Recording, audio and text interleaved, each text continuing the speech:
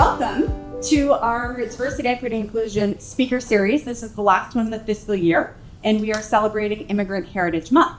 The committee will be putting together a list of events to do in the next fiscal year. So there are green comment cards on the back table. If you wouldn't mind filling that out if you have something that you would like to hear about, and the committee can look into having a speaker that focuses on that area of interest in the future.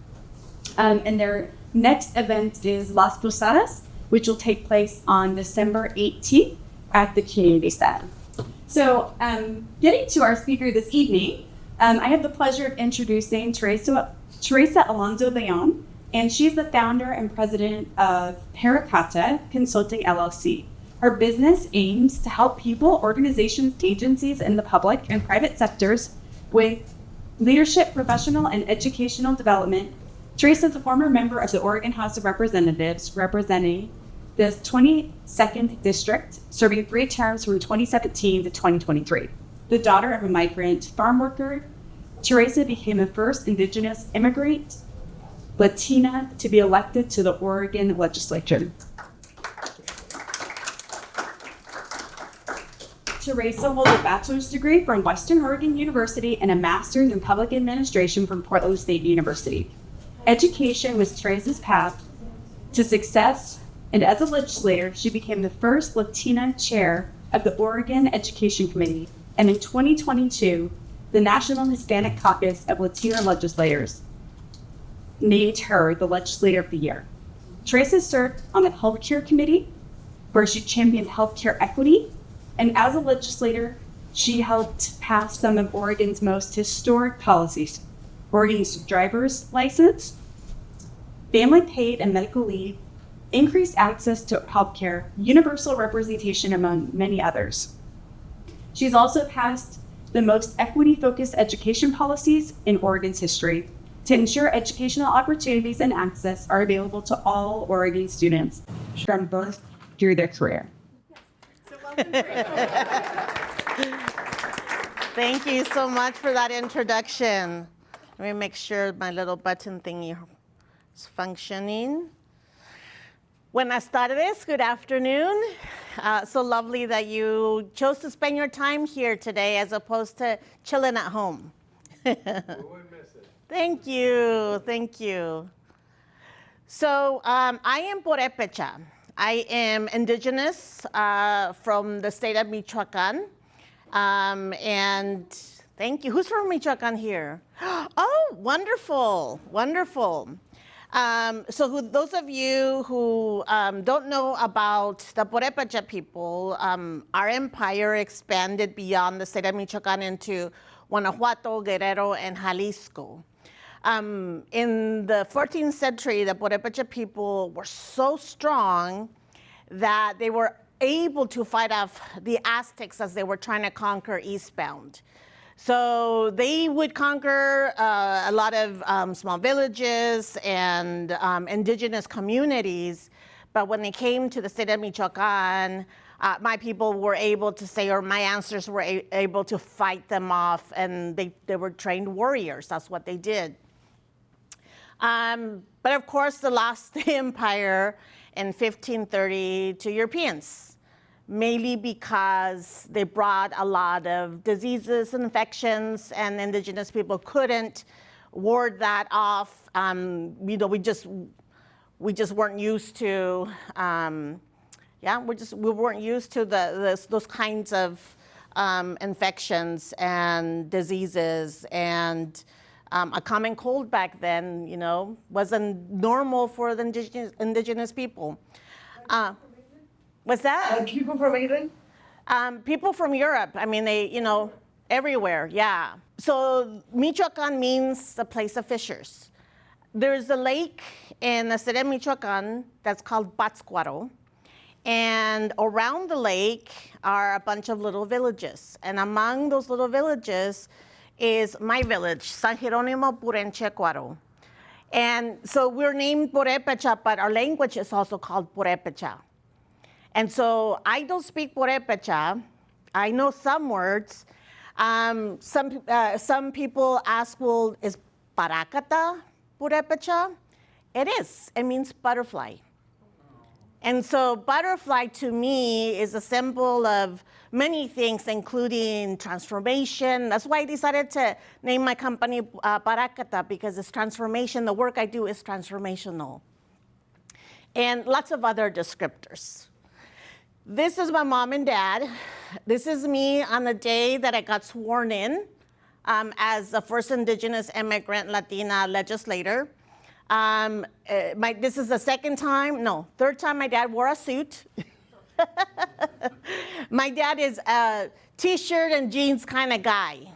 He's very cash, and I think I had to bribe him. But, but my mom and I are wearing guanengos, traditional blouses from the state of Michoacan. They're hand embroidered. And of course, it was important for me to wear something from my culture, from my village, that represented the indigenous side of me, because I'm not only representing the Latino community, I'm also representing the indigenous community. And on top of that, as I continue to work as a legislator, I not only represented my district, District 22, I actually represented the entire state, because my office was one of the few offices that was bilingual. And so when you think about other offices and who represents them, well, we have Spanish-speaking community members all over the state, but not all state representatives have bilingual staff. And so not all of them can actually give their office a call and have somebody speak Spanish. And so they would call my office. And they would say, I know I don't live in your district, but I have some questions. And so because my staff are bilingual, they were able to answer the questions if they could. If not, we would do a little bit of research and get back to them. Early on, some of the other offices would come over to my office and say, can we borrow your stuff really fast, because somebody who speaks Spanish on the phone, and we need them for just a few minutes. I said, okay, just a few minutes.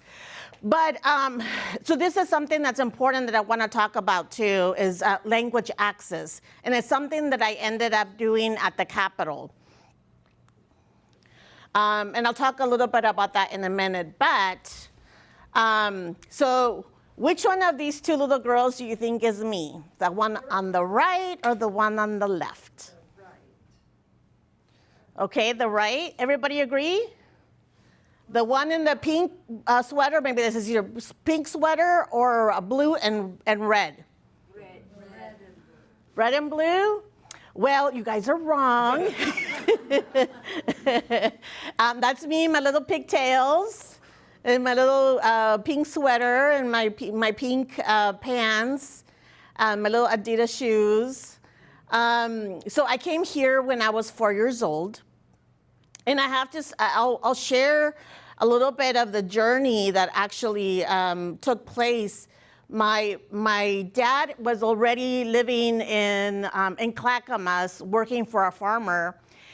And he and my mom decided that it was time for our family to come together. But because of financial circumstances, they made a decision that it was going to be my baby sister and my mom who were going to join my dad, and I was going to stay with my grandma in Mexico. But you know, in those times, they didn't talk to us kids about adult decisions. I just remember one day waking up excited to start my day and do my routine. And my routine was, I looked to my mom if, in the kitchen, because she was usually helping make breakfast. And this particular day, she was gone. And so I asked my grandma, abuelita, grandma, where is my mom? ¿Dónde está mi mamá? And my grandma said, oh, she'll be here. She'll be back here in a little bit. Okay.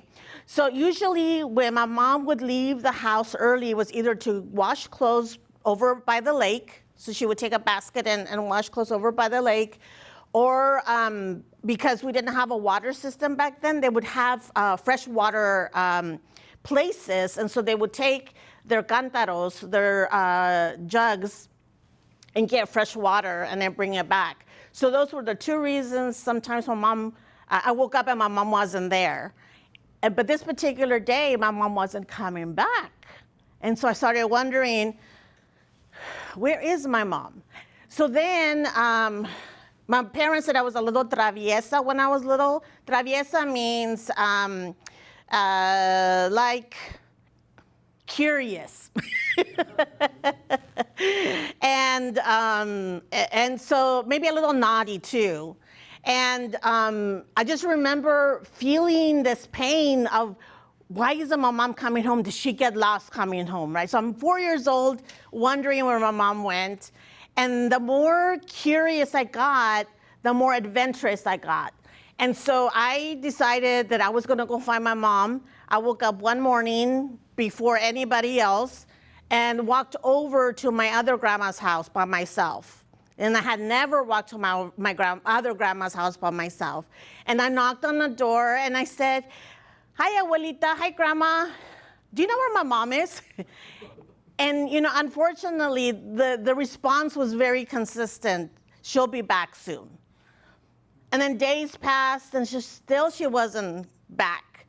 And I remember, one other day where my neighborhood friend said, "Maybe if you and I go over to the entrance of town, we can catch your mom coming home."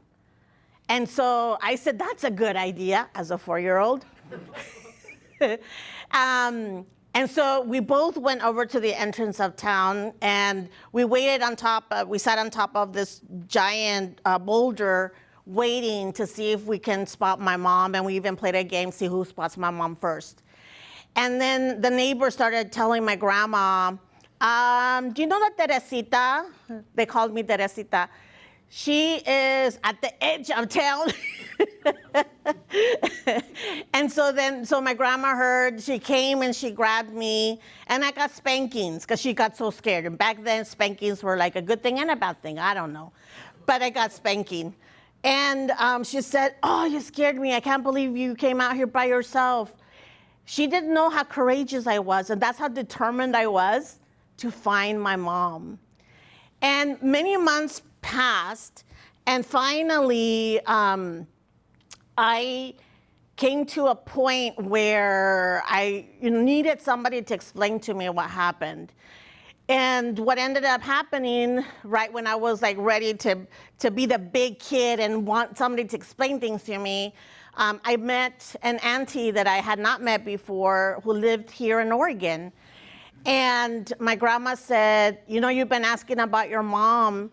Your auntie is actually gonna take you back to your mom, but you're gonna get to go to Oregon." And of course I was so excited. I couldn't wait. I was over the moon.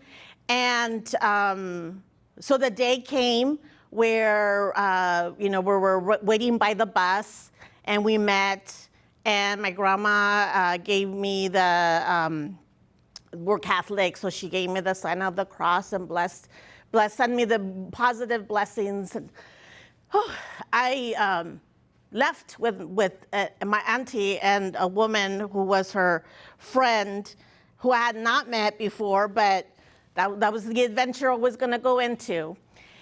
And we traveled all the way to Tijuana, TJ, and we get there, and authorities are asking us a bunch of questions. And so they look at me, and they say, they ask me for my name, and I tell them my name, and they said, "So which one of the two women is your mom?" And I said, "Neither," because little kids don't lie, right? Little kids don't lie. And they said, "Well, where is your mom?" I said, "Well, we're on our way to meet her. She's in Oregon." And they said, "Okay." And right then and there, they separated us. And they told my aunties that because she didn't have any documentation allowing me to travel with a relative, that I was not gonna be allowed to, they were not gonna give me back to her. So they immediately took me into like a little Jeep car or truck or something, I don't remember. But they took me to an orphanage. And so I was completely separated from my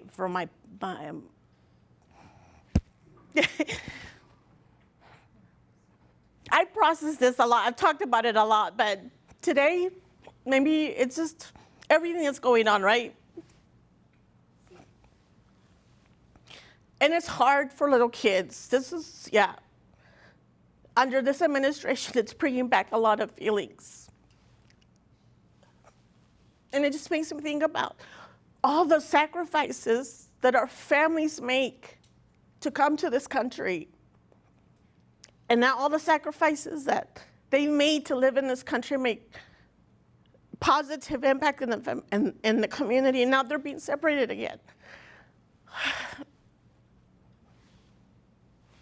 Have some orange, part of it too. Whew. Thank you for your patience. So I lost my voice completely when I was put in this orphanage. And all I could think about was getting back to my mom. And I used to have dreams at night about getting back to my mom. And when people would try to talk to me, and I could only nod yes or nod no. And I remember the food. I remember this experience as if it was yesterday because it was pretty traumatic for a 4-year-old. And now that I look at little 4-year-olds, I go, oh my gosh, that was me. That was me then. Whew. So I stayed there for a 4-year-old forever, right? It was forever. And I didn't know how I was going to get back to my mom. And but it turned out that when my aunties arrived in Oregon, thank you, they shared the story with my parents. Thank you so much. They shared the story with my parents, and so then my dad, they decided that my dad was gonna go find me.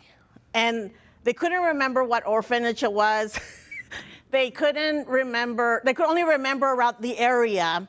So my dad had to go literally find me and search for me. And thank God that he did find me, because I remember the day that he showed up. It was on a Saturday, and we were all in a corner of the large space watching cartoons, you know, like kids do in the morning. And I just remember feeling like, turn around, you have to turn around.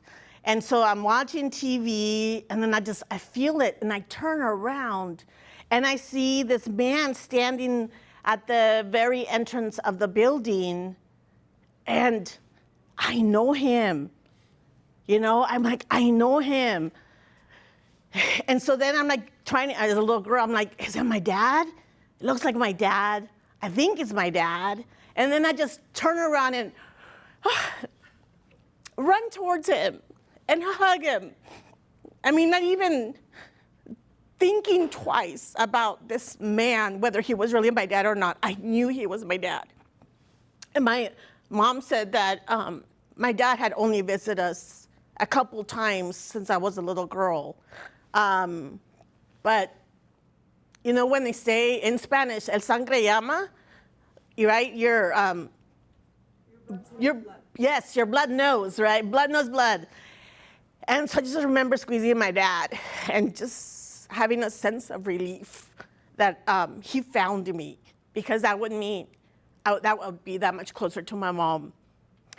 And that afternoon, so they took my dad and they, talked to him and did all the whatevers. They interviewed him, and I just remember thinking, I get to go home with my dad today. And during snack, they gave us animal crackers, so I saved my animal crackers I could share with my dad, because I was so excited I was going to get to go home with him. But no, I didn't get to go home with him that night. The next day, were able to prove that he was my dad. He was able to, share whatever they needed. And I just remember them calling me and saying that I was going to be leaving that day. And so I was just excited. And I remember walking out the building holding hands with my dad and just feeling like, I get to see my mom soon. Like, I love you, Dad. But my whole mission in life was to be reconnected to my mom. And we crossed the border. We were able to get connected back to my mom. I got to see my little sister again, and we got to live in the space that my dad had set up for us in Clackamas because he worked for a farmer. And unfortunately, we were only there for about a year and a half. And during that time, my little brother was born. But they basically told our family, this facility is not meant for families. It's meant for workers. And so you have to leave. So they kicked our family out. And we traveled from Clackamas southbound, so between Clackamas and Jervis. We basically couch surfed. That wasn't a term before, but we lived with different relatives and friends, and corner of somebody's living room or shared room with somebody until we found our own space. But that was really difficult, and I didn't realize that we were homeless. We ended up finally, after living in Hubbard in this one tiny little apartment, my parents were able to find a house outside of Jervis. And I don't know how somebody was okay in renting this house to my parents because it had no functioning water, no AC, no heating system. We were able, the sink in the kitchen, we didn't even have a faucet. We had a faucet, but it didn't work. So we had to bring water in from outside. And we had an outhouse. So it was like living back in Mexico. And so, it wasn't the worst because that's how we kind of grew up in Mexico anyways. But, you think about coming to this country and moving up and living in better conditions. And I remember one winter, my mom said, okay, I feel it, it's gonna be really cold, so let's fill out all our buckets with water so that in case the pipes freeze, we will have water. Well, the pipes froze, and so did our water in our buckets. So we had to go across to the neighbors to get water and cook with it and so forth. But we lived in that little house for my elementary school years, so first, second, third, and fourth. And because that's all my parents could afford. They were farm workers. They didn't make a lot of money back then. All of us kids pitched in the summers and picked berries along with them. As the oldest, it wasn't an ask, it was a requirement. And so, as the oldest in the family, it was my duty to watch my brothers and sisters in the fields. If they were able to get a field close enough to the nursery they worked at, they would go to work at the nursery. We would first arrive at the patch and pick berries, and then they would run to their work. During lunch, we would all come together, work together, eat, and then they would leave again, and then I'd be in charge of the kids until they were done with work at 5, and we would work until 6 or 7. So that was how all of us contributed to the family to make sure that we were surviving, because we just weren't making a lot of money. Despite the fact that we lived in this house that was, we were technically homeless, because that's not, a home is somewhere where there's functioning water, a bathroom, all these things. Really, we just had a roof, if you think about it. And I didn't realize that we were homeless because my parents made it our home until later on in years, of course, when I started talking more about this experience. But I do want to say that we have a couple of teachers here, I know. We have one over there, we have one over here. And then educators in college, you have Mary also. But for me, oh my gosh, the teachers in my life were amazing. They saw something in me, and they encouraged me, they pushed me, and all of them said, Teresa, you are college material. You will go to college. So they instilled that in me. And so much that I internalized it. In high school, I was sharing a little bit about my background in high school, but I was so determined to go to college that I started feeling like I didn't belong in high school anymore. And I talked to my mom, and she said, well, maybe we can move you to Jervis High School, and maybe a different environment will help you. And I said, okay, so we switched, and I still wasn't happy. And this counselor pulled me aside and said, Teresa, why are you so sad? And I was like, I didn't know I was sad. Maybe I had attitude because I was a teenager. But no, he insisted and insisted. Finally, we spoke, and I shared my story with him. And he said, oh my goodness, Teresa, so you helped raise your brothers and sisters, you worked in the fields. You know, he just like regurgitated the information I shared with him. And he said, Was this your teacher? this was a school counselor. Oh, wow. Yeah, and he said, you don't belong in high school anymore. You've already lived a life of an adult. So, and he asked a really important question that nobody had asked me yet. He said, what do you want to do? I said, I want to go to college. He said, college? Okay. It was okay. Let's figure it out. Do you think if they told me I could be a model? No, model, no. But he said, let's go to let's get you into college then. And I was like, that easy? He said, well, not that easy, but I'm going to research. So he started researching, and then he came back and he said, listen, I looked into programs, and I want you to tell me which ones you think might work for you. And so he started listing them off.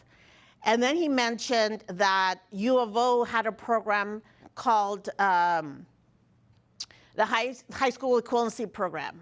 So basically, I could get my GED and start college right away. And I said, well, what's a GED? I didn't know what it was. So he explained it to me. And I said, okay. And I said, well, if I get to go to U of O, it's a university, do I have to pay? He said, you know what? There's a scholarship. So let's apply, and let's see if you can get in. And so we applied, and then a few months later, right, I think it was the beginning of summer or sometime, maybe June, July, we got a letter that said to the parents of Teresa Alonso León, and of course I opened it because they gave me permission to open all mail. And I read it, congratulations, that your daughter's been accepted into the high school equivalency program at U of O, full ride. She can start this fall. So I started in October, and we finished in December, and I started León Community College in January. I achieved my goal of going to college. That is what I wanted to do. And then we had this opportunity to apply to other institutions. Back then I wanted to be a teacher because I was so inspired by all my teachers. And I had an amazing mentor who said, Teresa, before I write a letter of recommendation to WU, because I know that's the school you want to go to, I need to know that you really want to be a teacher. Tell me why you want to be a teacher now. I said, well, because my teachers impacted my life and I want to give back. He goes, that's not good enough. I said, okay. He said, this is what you're going to do. You're going to go work in a school, and then you're going to tell me if you still want to be a teacher. Best advice ever. Because I did. I worked at Jervis Elementary. So I came full circle, going to Jervis Elementary as a little kid, then coming back as a college student, and worked as an instructional assistant. And I worked with first graders all the way to 8th graders. And yeah, teachers are special. I did not have that special thing that teachers have. And that was a great realization for me because it helped me decide what I wanted to do. And that was not to be a teacher, but I still wanted to be in education. I still didn't know what, but I decided to go into education. So when I was in 6th grade, so just going backwards a little bit, because I want to share this is really important. And no, in 2nd grade, I got to visit the state capitol when I was going to Jervis Elementary. And then when I went to Woodburn High, or Woodburn School District, in 6th grade, I got nominated to be a page at the Capitol. So I was destined, right? Like the universe is setting me up for this grand opportunity that I didn't even know was going to be possible. So I'm setting that stage for you guys. And so I had the most amazing time as a page at the Capitol. I felt so special because nobody that I had ever known had ever gone to the Capitol and got to hang out with legislators and participate in the debates on the floor and share notes and whatnot. That was an amazing experience, and that got stuck in my head. Then when I was at Western Oregon University, I remember talking to one of my professors, and one of my dreams had always been to go study abroad in Mexico, because I didn't get to go to school there. So I talked to one of my professors, and I said, oh, I would have loved to have gone and studied abroad. I was entering my senior year soon, and I was afraid that if I applied, not all of my classes would transfer towards graduation. And Dr. Rector, who's the professor I was talking to, and he said, "You're literally putting barriers or boundaries on yourself. Who else have you spoken to about this opportunity or this thing that you want to do?" I said, "You're the first person." He goes, "Well, I happen to be the advisor to all the students who do international studies." I didn't even know that. And so he said, "Whatever classes you take, we'll make sure they transfer towards your graduation." So now I always tell young people, tell everybody what you want to achieve and what you want to do. You never know who you tell, because somebody's always willing to help you or give you advice or share knowledge on how that you can make that happen. So then that was amazing. So I went to Guadalajara and I studied in El Tec de Monterrey. I was there for a semester. And that experience really helped me grow as a young person and know more about my own culture. And that's where I learned about my ancestors. That's where I got to just ask all the questions that I wanted. And I got to take all of my international friends on 2 visits to our little town so they could experience Day of the Dead. Because the city of Michoacan is one of the central places where Day of the Dead happens, and it happens very authentic and organically, and it's an amazing experience. And they got to experience that because they were my friends. Then when I got to started studying my master's, I actually took some time off. I started in 2007, but then took some time off because I was working for PCC and I was launching a new program, the College Assistance Migrant Program, which is a sister program to HEP. And so, but during that time, some of my mentors said, "Teresa, you need to apply to some leadership programs. You need to continue your own development as a young professional." And I got accepted into Harvard's Executive Leadership Program. So I got to go to Harvard and train on leadership, everything related to leadership. And then went to DC. It was a year-long programming. We got to go through different national leadership training programs, and ended up in DC and got to meet Obama's highest ranking Latina professionals. And that was wow for me, because I had never been exposed to all my national leaders. You know, Obama at that time in 2009 had hired the most diverse, I think he had the most diverse representation of leaders in his cabinet. And he did have a lot of Latina women, and so I got to meet them. And it was such a unique experience because none of them acted like they were so superior because they were in those positions. We had this brunch and we got to sit together, and they were asking me questions like, so when are you gonna run for office? I was like, nobody's ever asked me that question. And I didn't even know that was a thing I could even do or imagine, because I never put it in my head or I never thought about it. And I just remember responding, I don't know, because I really didn't. And at that time, I didn't even know that immigrants could run for office. I just didn't have that knowledge base. And so another seed got planted, right?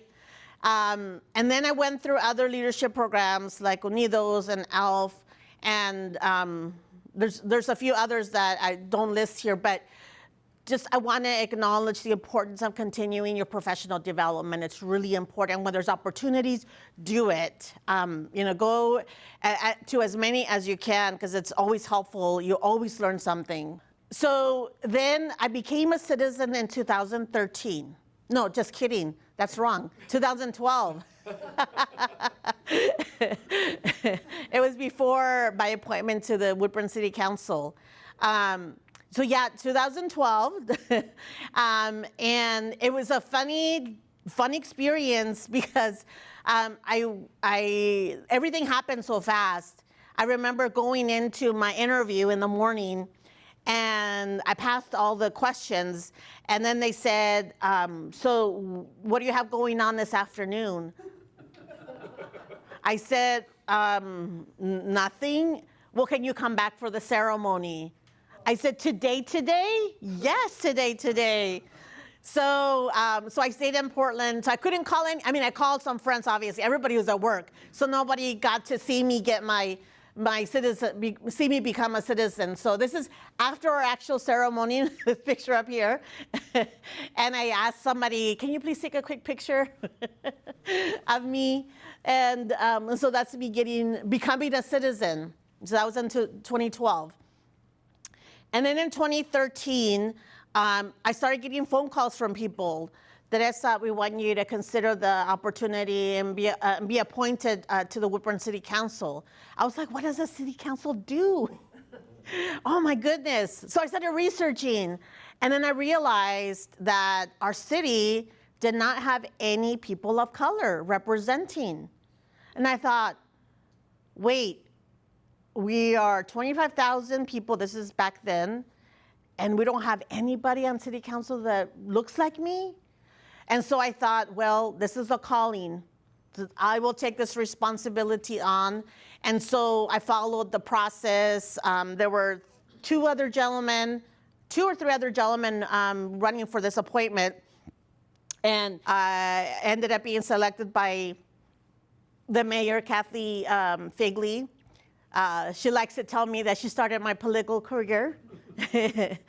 And then I ran for office in 2016, and I was one of, I believe, 500 candidates who were supported by President Obama back then.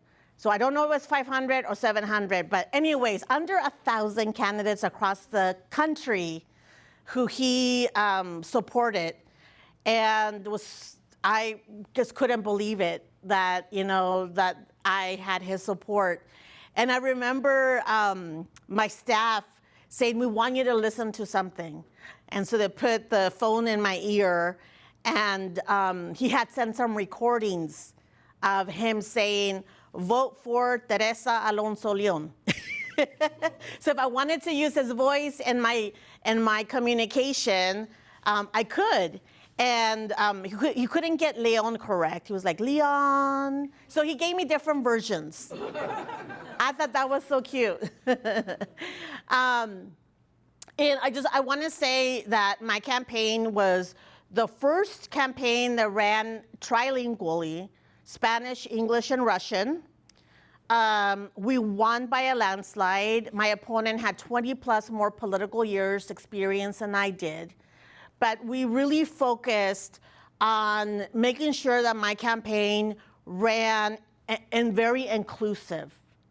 And, we intentionally worked with some of our community partners who were able to do an education campaign and help our community members in my district learn how to vote, because a lot of them, because it's in English, right? So if you don't know how to read a ballot, it's very hard for you to decide. So we did an education campaign that taught people how to fill them out, the importance of voting, and we did it bilingually. And we had so many volunteers between the ages of 10 and 70 that by the time I hit these doors, it was like the fourth time. And when you do that, people are mad. You already came by my house. And I would tease them and say, well, you know what? So we have so many young people knocking on doors. Aren't you happy that they're knocking on doors and not making a mess somewhere else? True, very true. And I said, and they're all practicing for when they become legislators. Very true. So then they were nice and they got it and they understood and they were patient. And I ended up winning very strongly in my campaign. And so, I became the first indigenous immigrant Latina legislator in the history of our state. And I just wanted to share this cool picture of all the women at the legislature. We dominated that year. And then in 2022, my last year, because I was part of a national legislator organization, NHLI, I think there was about 300 to 500 state legislators who participated in this national organization. They named me as the legislator of the year. I just couldn't believe it. That was so sweet. Thank you. And don't talk a lot about this, but it's important for you guys to know, if you didn't already know, I did run for Congress when we went from 5 congressional districts to 6 because our population increased in our area. And that was already representing the area that the 6th district was going to cover, in addition to expanding, obviously, the area. But I lost. And that's okay, because you have to lose to win, right? And it allowed me actually to focus on other work that I'm passionate about, and that's education and my business. And so this is why, for me, this work is really important. So I feel like it's one of those gifts and disguises where you really want something and you don't get it, and you're sad for 2 seconds, maybe 5 or 10. But eventually you realize that was a great experience, but you know what? Because I'm not doing that, I get to do something even just as amazing. And I'm working on higher ed work right now. So my Purépecha community is really important to me. It is part of who I am. And so in 2015, my mom and I had this conversation about how the Fiesta Mexicana in Woodburn was becoming so popular, and so many people were coming from all over to celebrate, but we didn't have Purépecha representation in the parade or in the actual performance, the list of performances. And so my mom and I decided that we were going to start inviting our Purépecha community to come and participate in the parade. And it turns out that we are the largest Purépecha community in Oregon, but the second largest in the nation. Yeah. And so I was like, this is amazing. So my mom would get on the local radio station, because Woodburn has a Spanish radio station, and she got onto the Purepecha, because they have time for Purepecha people to listen to Purepecha music. And she would get on the radio station and invite folks to come and join us. And so basically we would say, okay, we're gonna be by the city hall in Woodburn on the day of the Fiesta Mexicana for the parade, and just join us. And so people would just come dressed in their regalia and with their little baskets of candy, and we would just celebrate together. And then they started, and because my mom loves to dance. This first experience in 2015 up here, by the way, we won first place. But they have the list of performances, and my mom really wanted to showcase our dancing, our traditional dancing. And so she was like, Daddy, go tell him, go ask if we can do a quick performance in front of the stage, because nobody's there. Okay, Mom, because I always listen to her.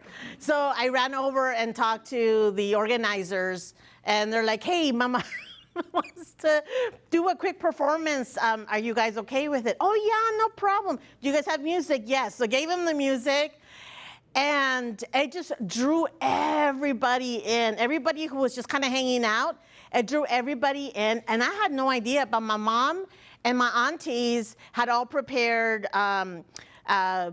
traditional bread. They put them in baggies to share with the audience members.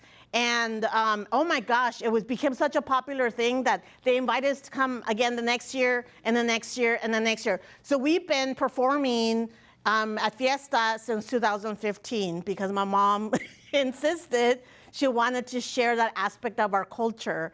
And now we're part of the regular lineup, except for this year, because my mom's in Mexico. So we were not going to be able to perform. We are going to continue the tradition of being in the parade.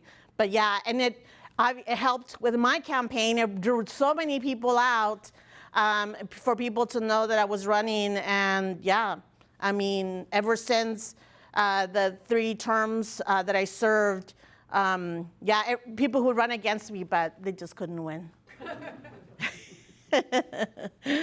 So as I mentioned, I became the first indigenous immigrant Latina legislator.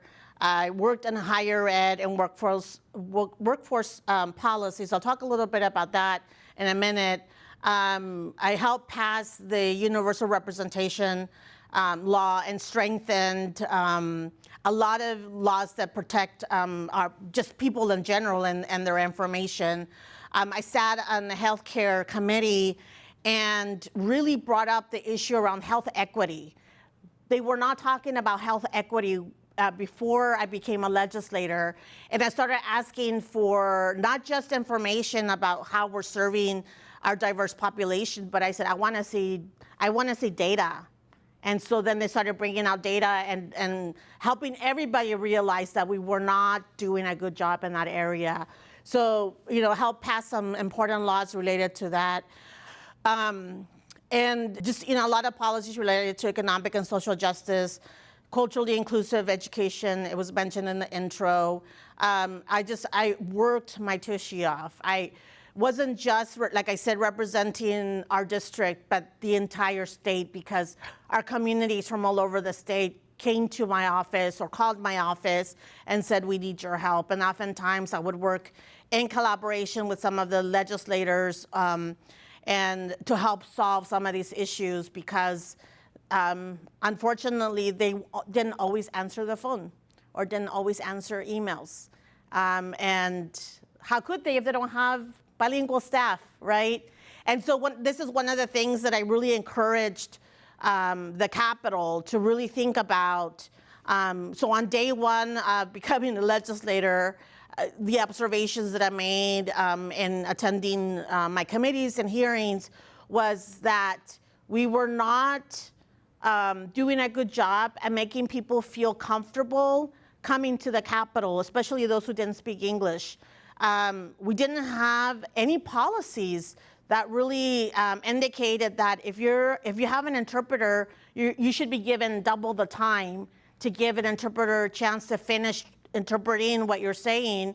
They didn't have that. And so it was really up to the chairs to decide if they felt like they were going on too long and would stop them in the middle of that testimony, which really upset me. And so I started pushing for the Capitol to become a language access building. And in 2022, 2021 or 2022, I get those time frames confused because sometimes it's happening in between. But yeah, we made the Capitol building a language access building where we identified funding for somebody to lead the work around making sure that we have interpreters ready for anybody who does not speak English, who wants to give testimony, and they request an interpreter, that it's available to them in all the languages. And we have an on-site Spanish language interpreter just in case. So that exists now, that didn't exist before. And this is why, one of the reasons why representation is so important, right? Because we see things a little bit different, and we see what doesn't exist and make it happen so that people don't struggle when it's unnecessary. So that's one of the things that I'm really proud of as a legacy that I left the Capitol. Let's see what else I want to share. Oh, I guess that's it. Thank you. Happy to answer any questions. Yes. So real quick, I noticed you were going to go into teaching, and Yeah. you chose a different path. What was the path with your bachelor's? So I got my bachelor's in social science and Chicano studies minor. Yeah, thank you. Thank you. I can talk a little bit about the work I do now under Barakata Consulting. So after I left my legislative duties, one of the local nonprofits in Woodburn, we met and we talked about the task force that I led in 2022, which was to visit different institutions and talk to students about their experiences in college, what was working, what wasn't working, what we could improve. Because we looked at data that showed that our students of color, specifically Latinos, Native Americans, Black and Indigenous students, are not graduating at the same level as white students with privilege, with means. And so it made me think about what could we be doing better in our institutions. But we weren't asking the right questions. What we needed to do was ask our students, because they're the ones living their experience. And so this is why it took me 3 tries to pass the law related to creating this task force. But once I passed it, we had 8 legislators, and we traveled together all over the state. And we heard from students, and they told us, we are experiencing the same societal challenges that everybody else is, except as students. We're experiencing child care deserts, housing and food insecurity. We can't afford our books and our bills at the same time. Even if we get full ride scholarships, all the additional fees that come with being a college student that nobody tells us we're gonna have to pay, we don't prepare for that. And so it made us think that we needed to create some policies to change that. And so we did. We broke up into 3 different work groups, and we identified financial aid as one of the issues, student services is another issue, and accountability was the 3rd issue. And so we developed some policies. And in 2003 and 2004, I was no longer a legislator. I was putting together a statewide advocacy group, because we also discovered in this task force that there's several K-12 advocacy groups, community advocacy groups, who are pushing for policies at the state level, but there were no advocacy groups related to advocating for post-secondary higher ed. And so how are we supposed to pass laws if nobody's really advocating on behalf of our students who are struggling? And so this is why this work was so important. So I spent my first 2 years outside of my legislative work putting this statewide advocacy group together. And then that led into, if we're going to be advocating for the policies that are important to our students, we need to train our students too on how to advocate for themselves. So then we started a training program on how to tell their story, how to write testimony, and how to give testimony in front of legislators. And so that hasn't, it's only been 2 years old.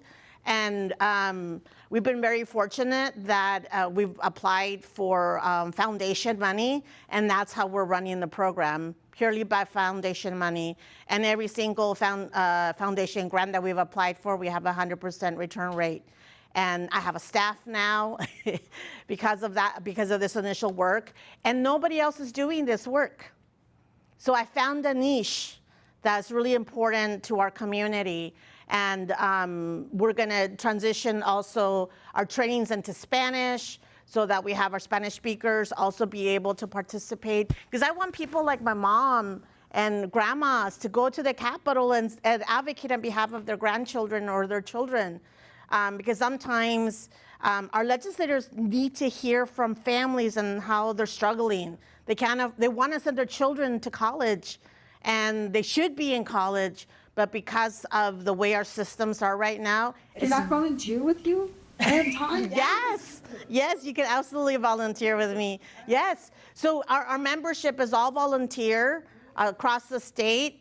We have legislators on there. We have everyday people on there. We have business and industry on I there. have a restaurant, so I have lots of time. Nice. Okay. Well, we'll have to give me your number. But yeah, so this is the work that I'm doing now. It's really, I'm excited. We just talked to one of our funders today to update him on the work we're doing. And we're waiting for the Lumina Foundation to get back to us. We applied for a $250,000 grant, and that'll be our first national foundation if it works out, and we'll continue. Our program's expanding. We just started our very first virtual conference on higher ed, where I had no idea that this had never happened, but apparently we've never brought legislators together, college presidents, university presidents, their boards and trustees, and people in the high level positions. They have never come together to talk about higher ed together. And so I said, well, if they've never done it, I'll do it. And so we held our first virtual conference, and it was a huge success. Awesome. Yeah, and we're gonna continue to do more. Like, we wanna do a virtual conference on higher ed with business and industry, because we wanna, our students need to be trained for them. We wanna do one with unions, because unions are a huge part of higher ed, and in business and industry, and educating them on our higher ed system. There's a lot of things we need to change systemically so that our students have access and can retain and graduate and go into the workforce, just be ready. And that's the vision that I have, that I think we can do. And if it took me not winning a position in Congress, this is what I'm doing. And I'm really proud and excited about it. Thank you. All right. It's kind of a two-parter. One, would you consider running for legislation again? Maybe even like statewide, Woodburn, locally, and then kind of like the second part of that is sort of like with your consulting group and then your experience like in the legislature. Like, do you feel like one has more of an impact than the other? Like, do you feel like you're able to be more effective now, like outside of politics, or just because of how crazy politics is? Yeah. I love your question. So how many of you know how much legislators make? Salary. Okay, how much do legislators make?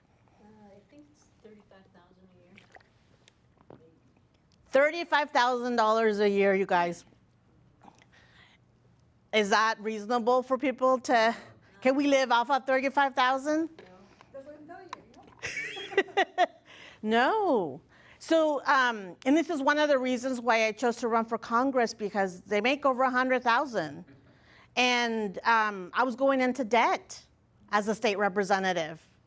I don't come from wealth. I'm not married, and therefore I don't have anybody, that I can count on to pay the bills. I have a mortgage and student loans to pay. So it was just becoming unrealistic for me to continue to be a state legislator, no matter how impactful I was. I just couldn't afford it. I was, I'm starting to pay, now that I've been working as a consultant and lobbyist, yes, I see the power that I have and bringing people together to come to the Capitol and help impact decisions that are being made. But also I see the knowledge that I have that I could be making as a legislator right now. So I'm a little bit torn. Like I miss being at the Capitol and advocating for policies that I think are really important and that the community has asked me to fight for. But also I've seen the value at my organizing skills and bringing people together to come and train them and then come to the Capitol and have legislators see all the people behind me who are ready to support on policies that are important to them. So I feel like if I could, I would be working at the state as a legislator. I just can't afford it.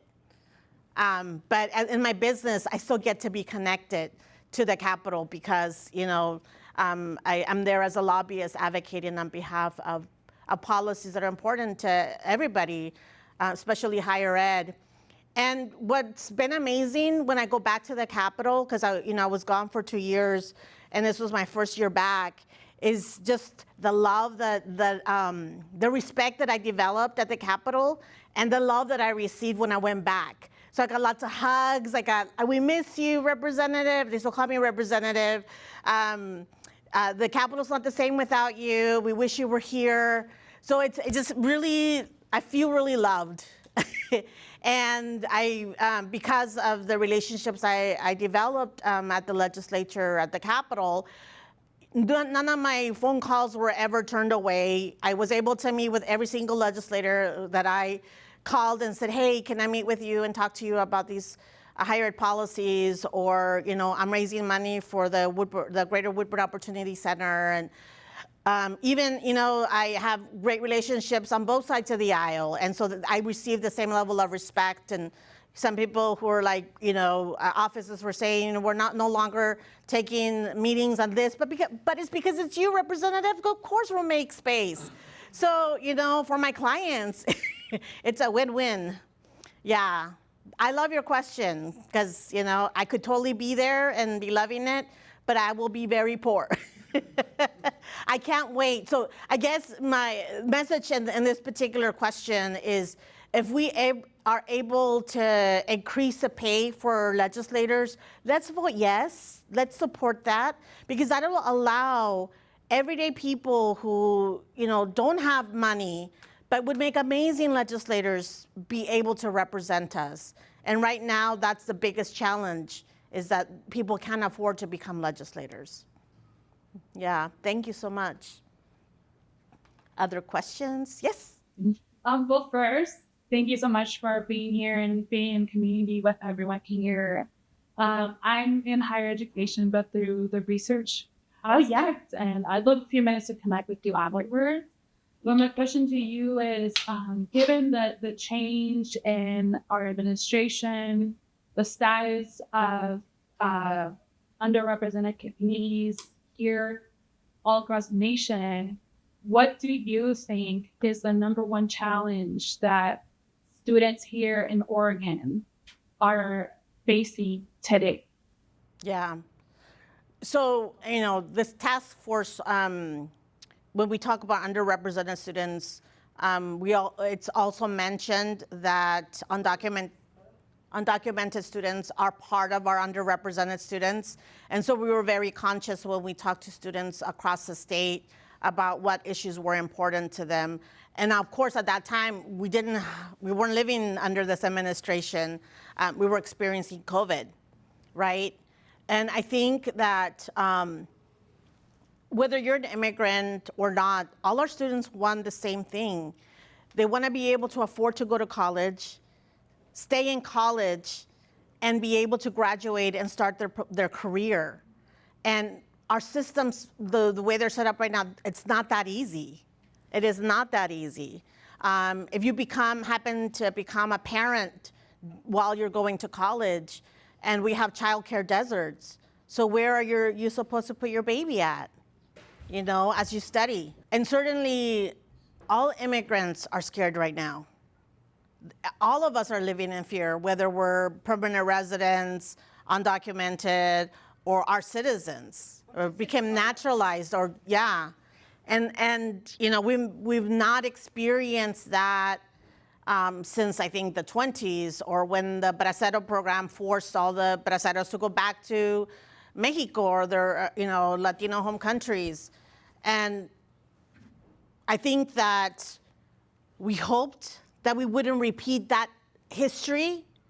All of us believed that things would only get better in this country, and we'll become more accepting and inclusive and appreciate the talents that everybody brought to this country. But we're living under an administration that doesn't care. I mean, the opposite. Yeah. Who cares about something not he cares about himself. He's making money. He's literally he's not following the laws. He's not following the Constitution. And he's making things very difficult. And so the best thing we can do as community members is, if you can, speak up on behalf of those who can't. Protect those who can't protect themselves.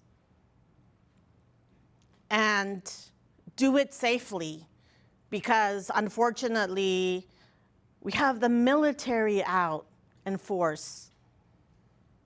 And we don't know when it's going to come to Oregon. We haven't been impacted at the level of some states, but we don't know when that's going to happen in Oregon. And so we hope that our most vulnerable populations, who are immigrants, are being trained on knowing their rights.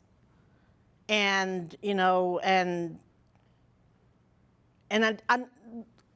one of the things that some of my colleagues and I have been talking about in the social justice world is that a lot of us come from very complicated political, how do I say this? Some of us come from home countries that have crazy politics, right? They're constantly living under stress. So we've kind of developed this ability to endure those challenges. And we came here so that we wouldn't have to, but now that we're having to experience it again, we're survivors. And we're gonna continue to survive. And, and fortunately, we have a lot of people who don't believe in the same things that the administration believes in. And so therefore we have more friends who can help out. Yeah. Well, I guess I'll end it there. Thank you so much.